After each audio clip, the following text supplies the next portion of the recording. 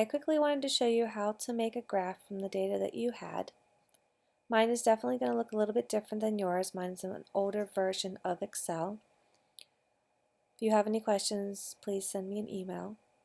So on the left here you have your brands, Bounty, Viva, Walmart, School.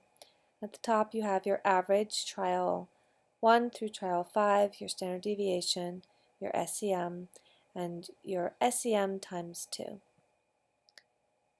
In order to make a graph, you're going to highlight your brands and your averages. Click on chart. What we know as a bar graph is really a column graph. We'll do clustered column. That'll be fine. Try not to do things in 3D because once you put the error bars on, it doesn't like 3D. Now notice that all of these are blue. And when you click on them, they all highlight. That means that they are the same series, and you don't want that because you won't be able to put error bars on. So in order to switch them, you have to click on switch, and in yours it'll probably say something like switch rows and columns. Whatever the button is, you want to make sure that these end up being different series. You can tell by the legend on the right hand side.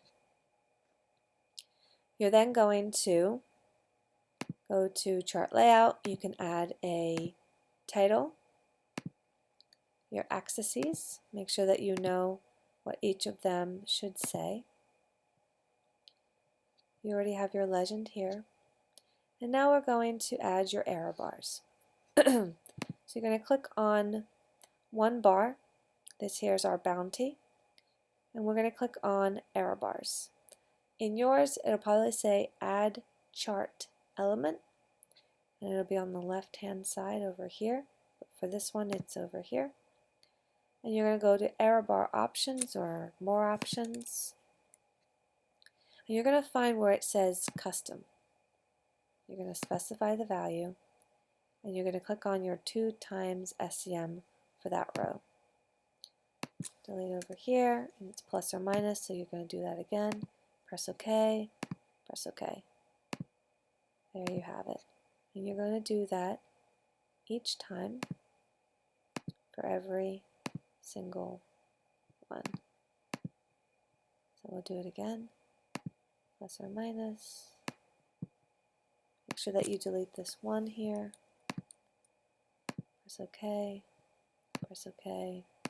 and then you're done. And you can make this bigger. There you go. So you can see it a little bit better. Make sure that they're overlapping or not overlapping.